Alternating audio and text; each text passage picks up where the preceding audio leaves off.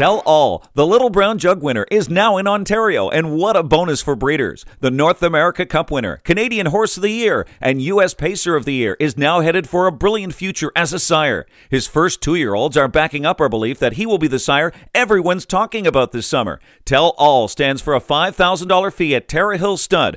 Call today to make your booking to racing's next big-name sire. The Harness Edge is on the road again with 2-year-olds in training. I'm Harold Howe, and today we're here with Mike Keeling up in Cambridge, Ontario. Mike, you've got 11 2-year-olds, and we're going to look at 3 of them today. Let's start with the one I made gallop. Pocket Passer, Ken Workington colt. You only give $9,000 for it, the Canadian Open. Yeah. I had no intentions of buying him.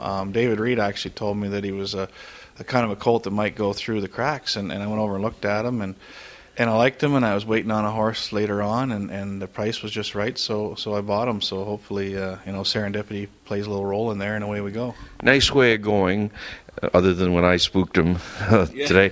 But you were saying he's a June foal and a lot of growth spurt here.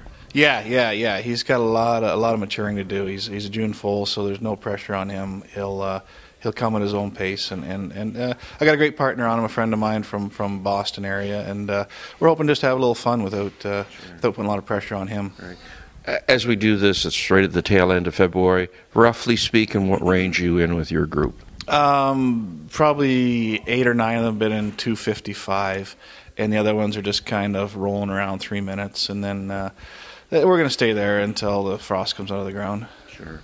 Okay, let's talk about a homebred. Strike the Check, a striking Sabra.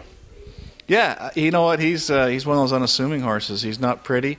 He's got shaggy hair, and he just goes out there, and every day he's the one that's trotting at the end of the mile. So you kind of got to give him a little credit. And he's another one. We just we don't have a lot of money in him, and if he makes it, it's going to be kind of a bonus. My parents own him with me, and it's always fun. Right. The ones we've looked at here today sort of indicate you didn't break the budget last fall when you were shopping. No, I tried that the year before, and it didn't work out. They all raced, but I didn't have any all-stars, and I think I've had more luck just kind of buying horses that I really like and trying it that way, and then hopefully that works. All right. And the third one is the Navigator, a Yankee Glide colt, $18,000 at Harrisburg. Negotiator, actually. Negotiator. Yeah. Just a colt that I kind of liked. I like his body type. I like those strong, kind of solid horses that aren't real tall, but they're built like brick shithouses, for a better term. And I got him for a reasonable price out of a very good family. There's only been 1 or 2 that sold for quite a bit more money than him. And being a Yankee Glide in New Jersey, I maybe got him a little cheaper, and I like him. All right. Just backing up a little bit, you were talking about the group you had last year. You had said at one point you thought they were about as good a collection of horses as you probably had at one time. And almost all of them did make the races. But sort of like myself, they ran out of talent, I guess. Yeah, it was maybe something I did wrong. I don't know. They did. I think I broke in 12 and 10 raced, and I'm bringing 9 back. 10 if you count one that I have with Dan Creighton. And they all could trot. I mean, I think 5 or 6 of the 2-year-olds trot in 57 and 58. You know, like horses that you'd think, but there's that X factor that maybe they just didn't have. And I expect them to be nice race horses this year, but not one of them is an actual all-star, I don't think. Right. And I hear this from more and more trainers, that they're so suspect of getting the slightest bit enthused. Even when they get into May, they're afraid these horses are going to come up a bit counterfeit. And I guess, is the breed improving that's the reason why they're sort of leaving you guys second-guessing yourselves?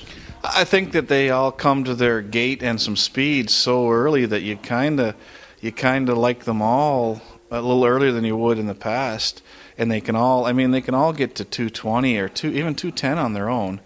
And the problem that we're having now is even 58 isn't good enough. They have to have that extra bit of the X factor, I call it, that heart and desire that that maybe is getting watered down, or maybe it's just because the talent is so strong that it takes a bit more of that X factor to be the great horse.